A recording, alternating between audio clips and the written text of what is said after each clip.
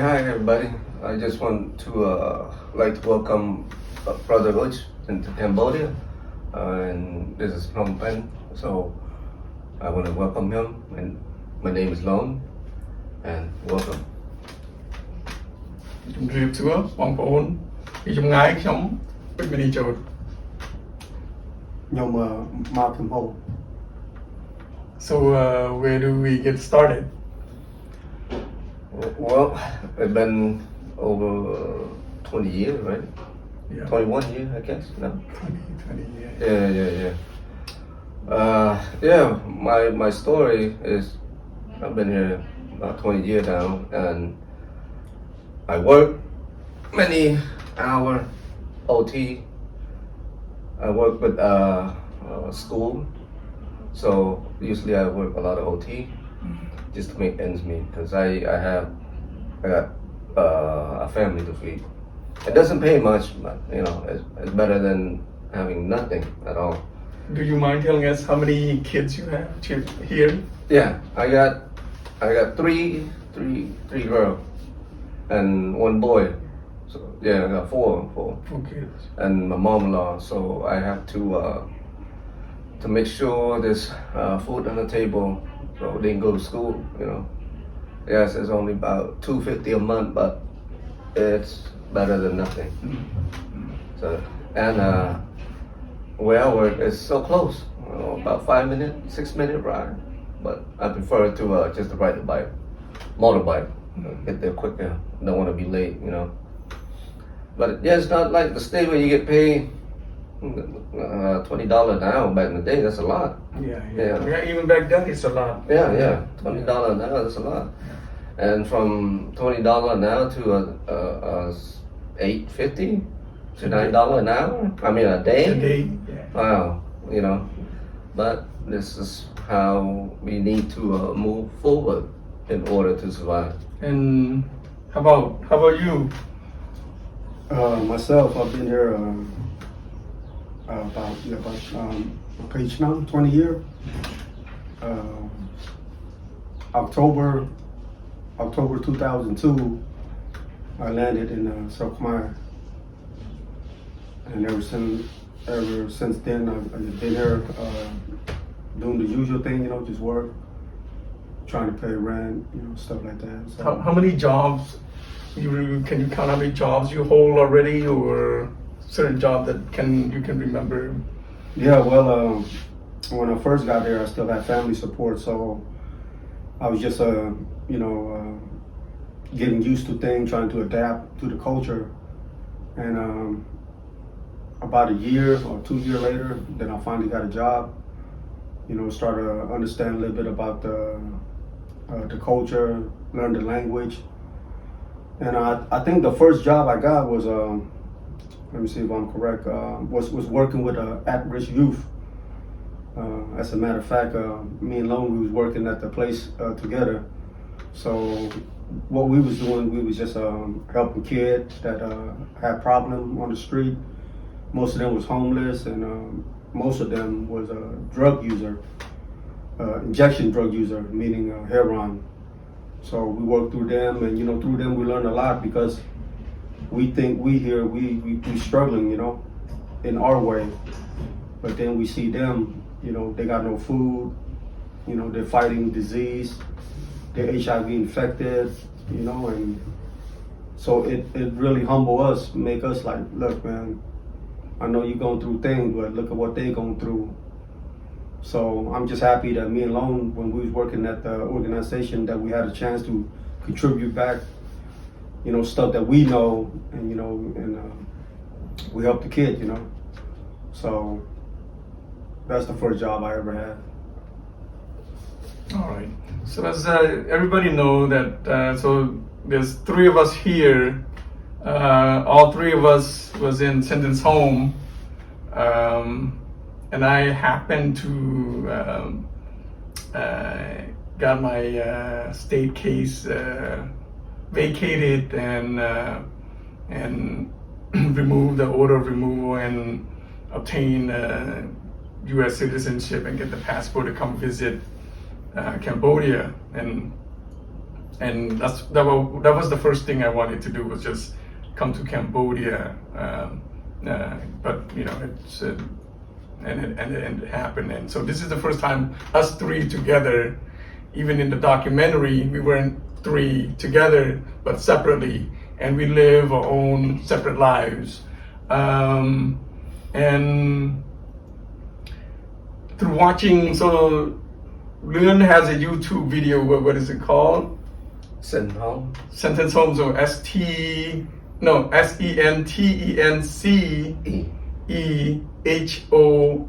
Yeah. So it's YouTube channel, and so I was going through it, and so I saw like Loeun has done a lot of, both of these guys like lately been doing a lot of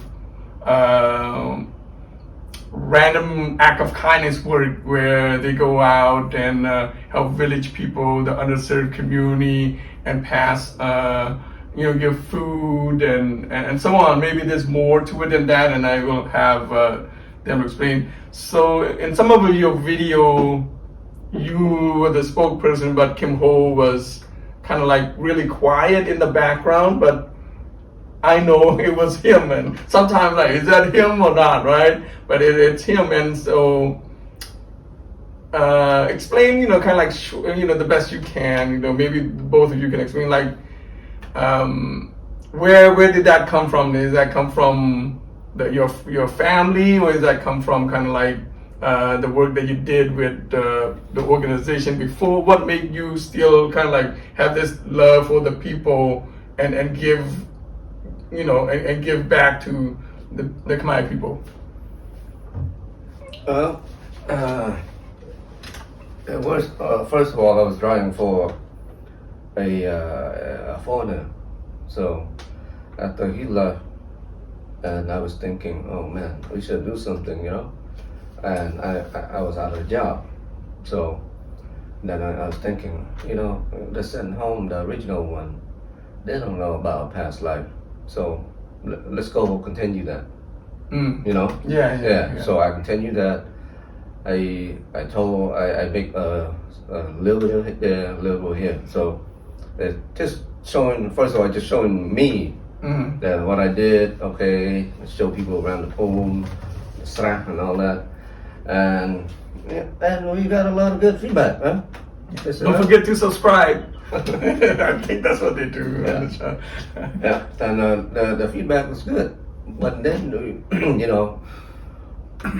we only have a little bit of money from YouTube. What we got the money from is from our own people. Oh yeah, they just donate. They donate. But YouTube did not give much money, because No. I think because you didn't put commercial in there, advertisement. I have no idea on You that. have to put some advertisement in there to get contribution, because when I watch it, there's no advertisement, so therefore YouTube cannot pay you. Yeah. So we got the support from our people from stay. That's good. Australia, something like that. Oh, okay. $10 here, $10 there. That's when we put the money together. Then we think, okay, so now we got a little bit of money. Let's go. It was COVID back in the day. It was COVID. Everybody was starving, including me, myself. My family was starving. But we did this because we figured that because a lot of people got no job because of COVID. We decided to do that. We went out to find people that homeless, living on the street, living under the tent, or living on the boat that we did. So we went out there and passed out, and people that donate. And is this around Phnom Penh or certain? It's around Phnom Penh. Okay. Yeah, because if we go really far, it's just too much exhaustion. So we just go around Phnom Penh. And a different kind of community. Okay. Different district all the time. Okay. Yeah. So that's what we did. We help our own people by the money that our people donate outside Cambodia. They donate. We use that money to give back, and then we also put the name, right? The name on the screen. Yeah, you mentioned. Yeah, you mentioned who's donating the money and so on, which is great. You give them recognition. Yeah. So we have like maybe 5 minutes before we take a break. So I'm gonna pass it on to Kim. So like, what was going on in your mind? You know, what, you know, the feeling about it and everything. And, you know, I know, you know, you mentioned before that you wanted to do humanitarian work, this kind of work, and have you lived up to that expectation for yourself, or how is it going? Yeah, well, ever since I've been here, 90% of my job was dealing with, working with people that's less than fortunate or marginalized group. And so yeah, I take a lot of pride and joy, is what get me up and get me going. And so through our YouTube, once we got a chance to, first of all, we never got any money from YouTube because we didn't fit the criteria. We didn't have the supporting document to do it, so therefore, we never got paid from YouTube. And we kept it close around the area, the people that we help, because we have no means of transportation to go out farther to help people. And the people we just focusing on, because we know them already, meaning that we know the type of people that need it, that need those kind of stuff. And most of the time, the YouTube is I'm the camera guy, so we're just working with a phone. We don't have no special gadget or anything. We just got a phone, and Loeun is the spokesperson, and then after that, I take everything and I just convert it, edit and stuff like that. So we work with what we got. At first we started out with just our experience, from our experience, and then I think somebody gave us some money, and we felt that it was a large amount of money, and it'd be great if we use some of that to give it back to some of the people. And that's what we did. And as we start doing it, we see that we got a positive review, and other people started like, can you also do this, do that for us? So at the end, we would just start taking requests from people, like they would say, well, specifically, I want a bag of rice and to be shared this way, to be split that way. So we would just, go through people requests, and, whatever we have, whatever they give us and whatever they tell us to give them, and that's what we did. Mm-hmm. So that's how it just, it snowballed into, us starting from, a deportation perspective into, working with the community. Yeah, and that's still going on today? Yes, we're still going on, but, it slowed down a little bit because, Loeun is working a lot of the time.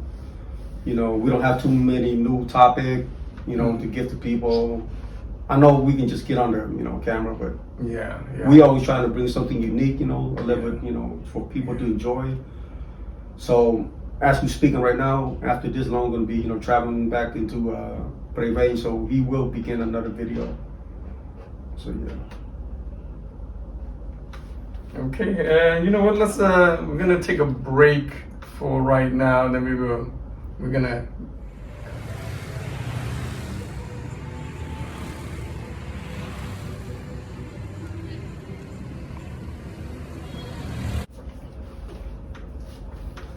Yeah, I'm just gonna talk about me. 20 years I've been here. I ran up and down, visited this guy in Thailand, so far away. But you cannot go out the road, take a piss. And you know why? They got this landmine everywhere. What we did is... Wait, so this was in Siem Reap? I was in Siem Reap and he was in Thailand. And you went to visit him? Yeah. And it was up and down. The road is so bad, it's small, right? Very small. And then 10 yard, 20 yard, landmine. Oh yeah? Yeah. And me, the other guy, and the two friends of mine, we all went. So we went to visit him and said, man, I got nobody to come and see me. And I go visit him. Why was he in Thailand? I guess he bought the land there. being rich at one time, they buy land everywhere. So, yeah, I went all the way over there. And, you need to go take a piss. But you're scared as hell, so you just stand on the road and piss. By the motorbike. You might lose a leg or you lose your life, You got to explore. You can't If you don't explore Cambodia, you never know what's going on. So where's the best place you've been to?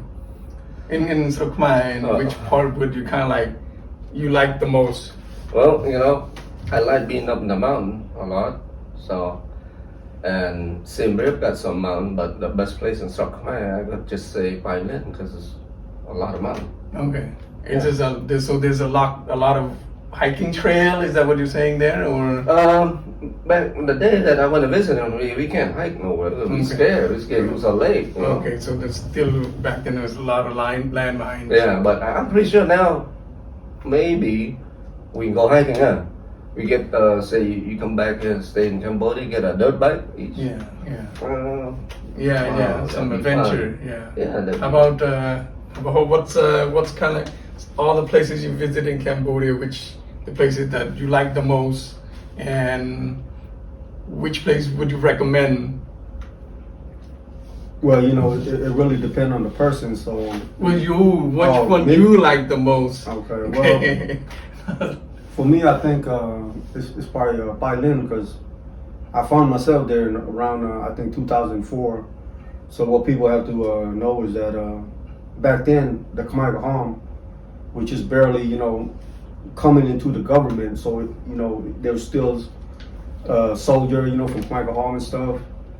And Pai Lin has been mentioned in many songs, Loeun is the mud, because back in the day, that's where everybody went to go for the riches. Everybody, they try to become rich, they go over there and they try to find a gem, a stone that, can turn them rich. So it was sort of like, California in the 1949 gold rush. But what people didn't know back then was that the whole place, the whole province, was malaria infested. So people would go there, and 100 people go, about 10 people come back. And what people didn't know was that they was dying from malaria. But this is ancient times, so people think that it was the curse. That's why people was dying. And go forward to year 1990 and stuff like that, it became the stronghold of Khmer Rouge. And with that, there was a lot of gems, so that's how many of the Khmer Rouge was getting their money to continue the war, through weapons, buy weapons and stuff like that with the gem. And when I got there, I was just basically living in the past, thinking that I'm going to come here, it's 1949 California. What were you doing over there? I mean, did you have a job, or what was the purpose there? Well, what happened was I went to a funeral, and when I went to a funeral, after the funeral was in Batabong. So one of my friends asked me hey, will you come to Pai Lin and visit? So I said, yeah. So when I went to Pai Lin, just for some reason I saw this house, and it was like the house was calling me, like buy me. So I just saw the house, and I figured, hey, I can live here. It was quiet, nice. Okay, I'm gonna cut out. I mean, so you bought that. So we're going off a subject a little bit, because you're supposed to tell me why your favorite spot is Pai Lin. So we're gonna continue on the story of so you bought the house in Pai Lin. What was the intention of? Were you trying to? What was the intention of buying that house? Oh, it was to live, brother. Start life, And how would you make a living there? Well, during that time, I didn't know. I was just gonna, basically, buy a house and see what I can do, around the area, maybe become a teacher or something. So I think I lived there around 3 years, 3 to 4 years. Okay. Yeah. And okay, so let's where would be a spot for people that, let's say, Khmer people from outside to visit? Yeah, that would be interest to them. Okay, Phnom Penh, Blue Mountain. Yeah. Boyaka. Okay. So it's basically just waterfall. Waterfall. They got some huts. You can order food. You can sit by the stream. The water flow by. Your kid can go down and swim. You yourself can go down. Wash yourself and stuff like that. So basically, it's just a scenery place. Eat and enjoy the scenery. All right. I have I had a good time in Siem Reap. I didn't doing all the temple visit and stuff like. I mean, not all, but a handful. but yeah, and so my recommendation would be, I guess, Siem Reap. That's where everybody goes, but that's all I know for now. But yeah, so what's on your mind? Well, now, since I've been busy working, I don't have time to go anywhere now. But say I got some money saved, time to go to Siem Reap. Also, that's where we stayed for 20 years because, I've been there for a long time. I know a lot of temple, and it's like a tour guide. Because me, if I got nothing to do, I take my family out just to ride around. Around the, if you're stressed by at work or at home. I was working in Siem Reap, that's why I stayed there so long. So, say 5 o'clock, right, in the evening. That's when it's a good time just to go there, go around, take you about an hour and a half, go all around. So then you come back out, you're all happy because the stress is gone. You leave it in that forest. Yeah, I know. It's just crazy. When I went there, I walked like 5 kilometers this one day, and it's just beautiful. Yeah. Yeah. Did you see all of it? I mean, not all. You can't see all of it. Did you see the 12 Sisters? I drove by the 12 Sisters. I know where it's at. Yeah. And then the Brace Saw, and then Loeun, okay, how to say? That's what I said. It's only been a handful. Because you're not gonna be there that Yeah. long. So I know a lot of places in Siem Reap that you can go have fun. Phnom Penh, you can go have fun when Phnom Penh, the water come up so high. And you go up to that mountain, there's a temple on top of that mountain. And then you go to Phnom Penh, that's 70 kilometers, just right by the Israel. Did you go? Yeah, I went to Batisra, yeah. Yeah. But I didn't have time to go. I didn't come here for the mountain hiking because I did enough in the States. But so I kind of like, okay, I was done for the day and so forth. So I have also a question, like, about, more of the personal issues here. Like, how have you guys changed from, say your thoughts when you were a teenager and your thoughts when you were in your 20s, when I guess that's when the deportation happened, and then kind of like now, like the process, and what's the difference, and what kind of like what do you get out of it? The satisfaction moment, about kind of like experiencing being in the U.S. in your teens and being deported in your 20s, and then raising a family and so forth, to current. So being in the state, we first got there and, basically just, we don't know anything. So we just follow people, look up, to like TVs and music and stuff like that. And then, got in trouble. And then from trouble, kind of grew up in prison, start, learn how to read and write in, prison, and start finding myself, who I am and stuff like that. And then right after that, got released. And right after release was, forced to like, okay, start making income. So it was like, from little kid to prison, from prison, now I have to, find work and to sustain the lifestyle. And then minutes later, boom, you're in Khmer. So everything was happening really fast, and, I just went with my emotion, what I was feeling at that time. I was frustrated, I was mad, I was angry, I was hurt, I was scared. And then, then as time passed, I adapt, I evolve with time. And right now, I put everything behind, I just do what I can, I eat what I could, stuff like that. And that's about it. And basically just, I'm a grown man now, you know, from what I am, you know, 20 years ago. You know, now I'm about my family, you know, I'm about the community, I'm about, you know, prosper, you know, stuff like that. So, and, you know, me and Loeun, you know, we've been friends, you know, through this deportation, and we kept, you know, our friendship, you know, hang out when we get a chance, have a couple can, you know. That's it, we just hang out, you know. And try to support each other, you know, in time, you know, when one of the friend need help. So yeah, basically, you know, we evolve with time, we change. And I see that you have a lot of white hair.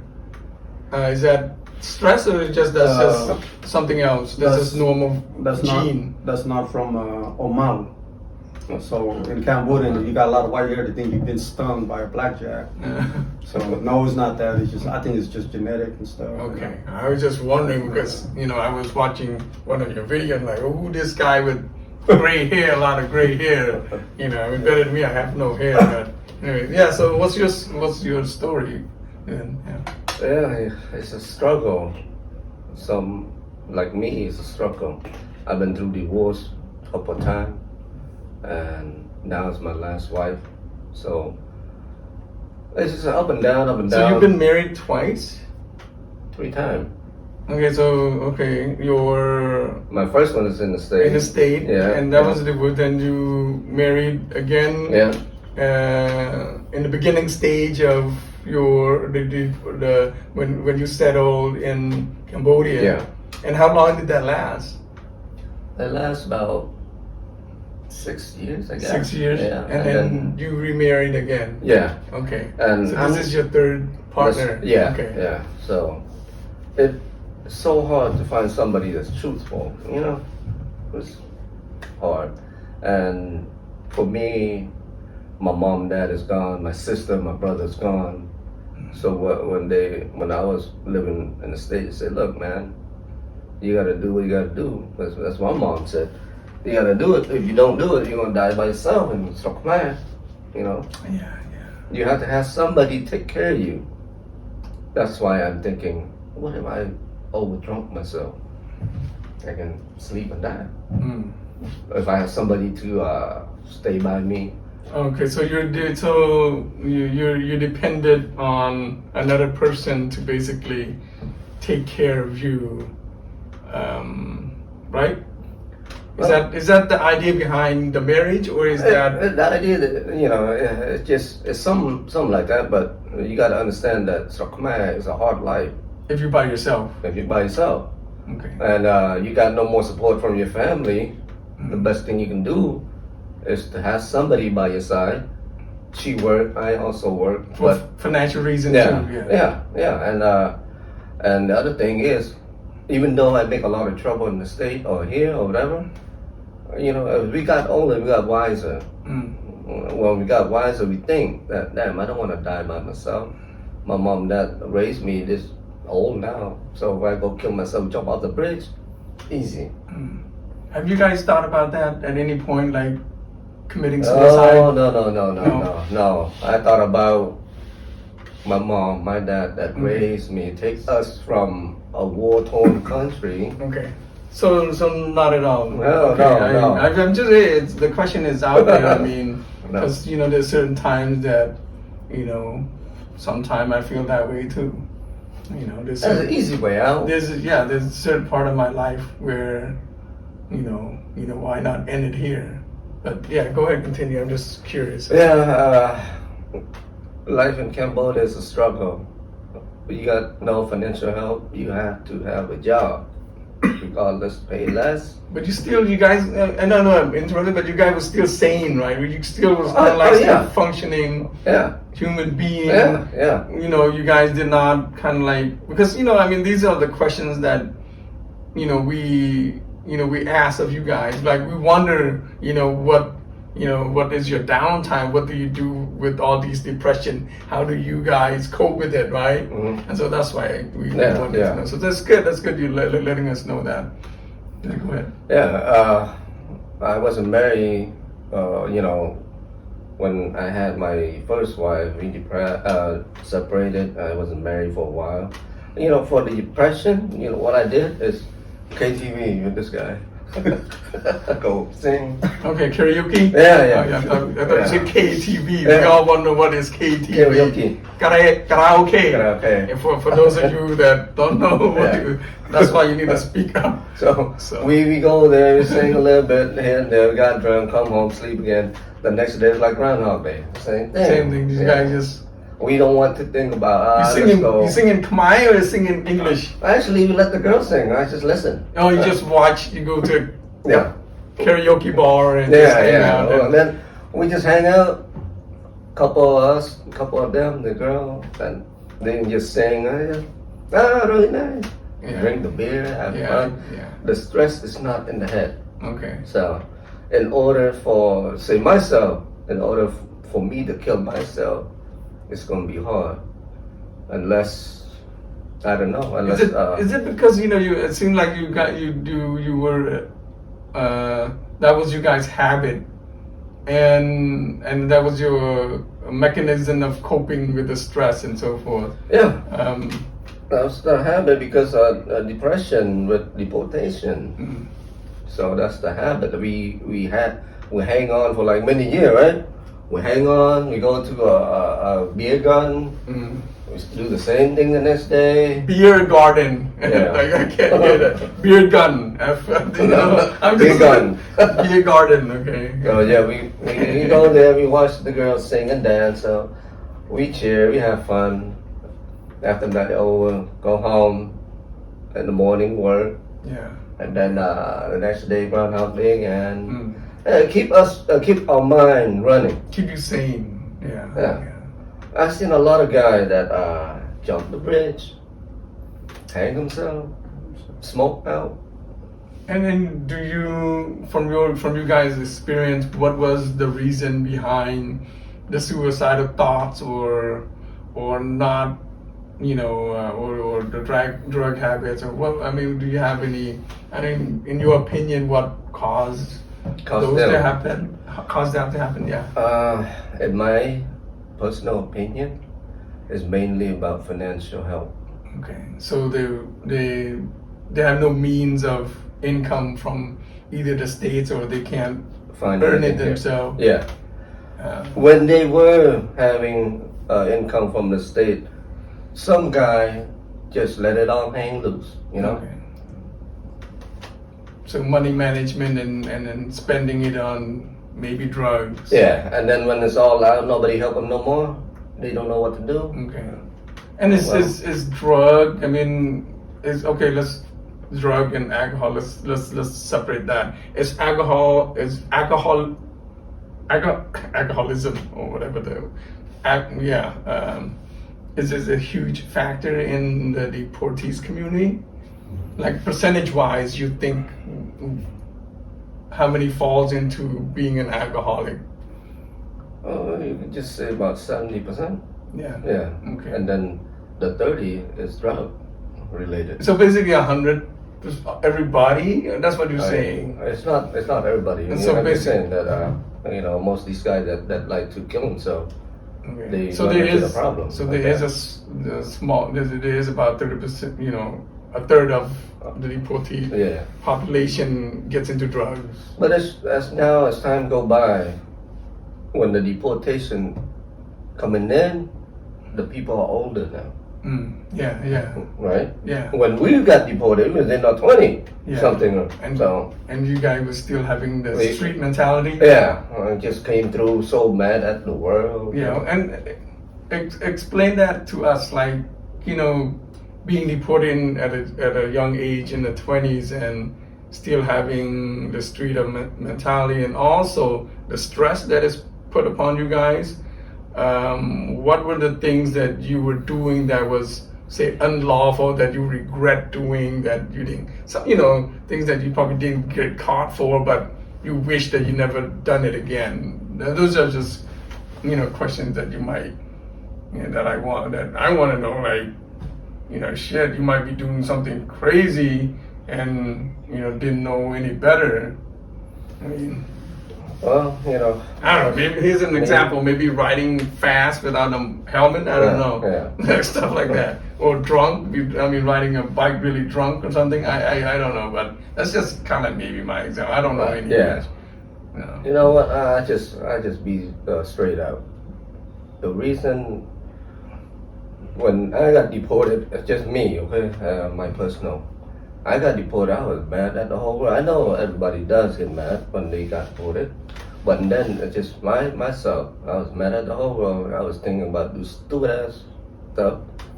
Like what? Beat up people? No. Rob people? Well, you know. That kind of like thoughts. Yeah.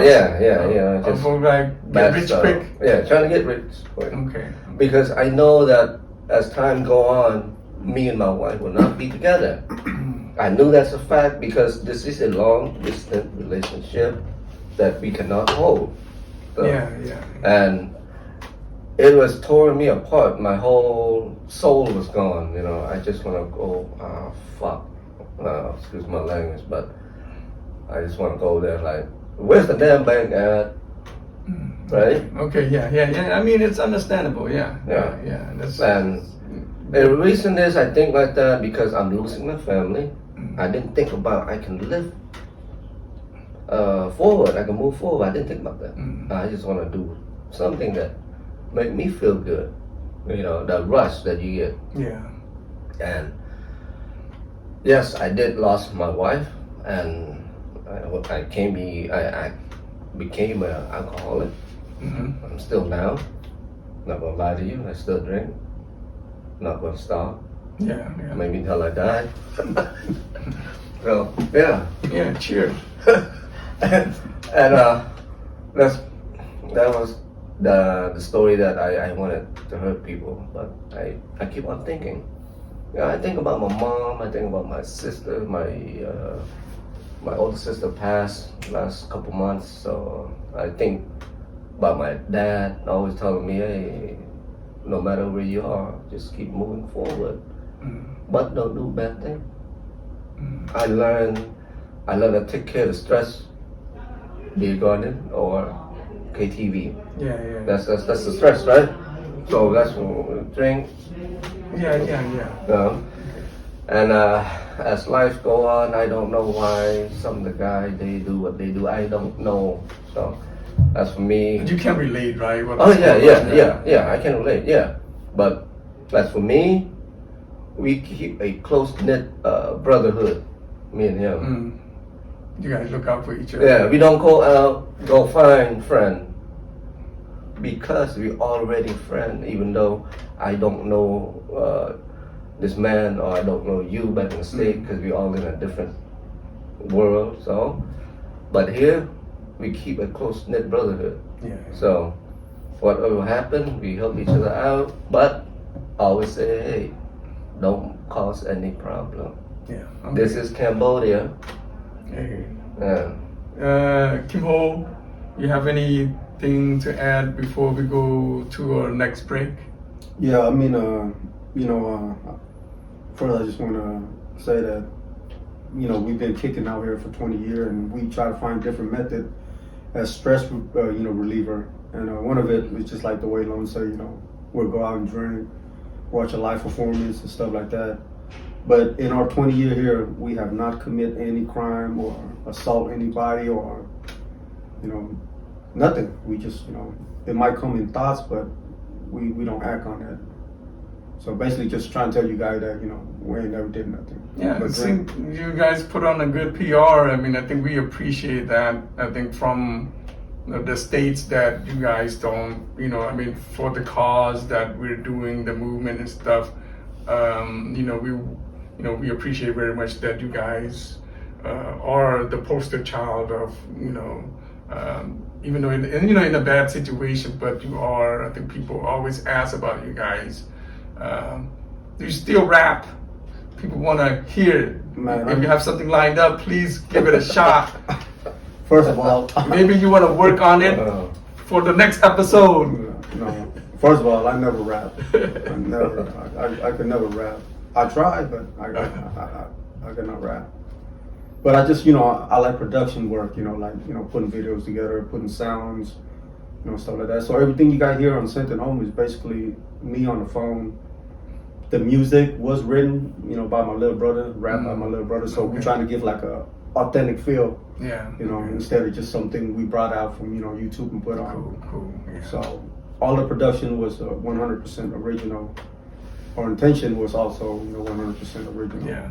So yeah, if you guys have whatever, you know, $2, $5, you know, you can donate to I think it's CashApp, right? CashApp. And CashApp at Sentence SentenceHome. No sense then with the not past tense with the D, but he will I think put you know, label it and whatever. I don't know what they do on YouTube, but maybe put it out there so you guys can $2, $5. You know, it's really, you know, helps out brothers over here, and they do good work, and hopefully they can continue the good work and keep us updated on what's going on in their lives. You know, when, you know, not to say that, you know, their private life, but, you know, just to kind of like, you know, how it is being out here for so long of a time. So with that, we're gonna take a break.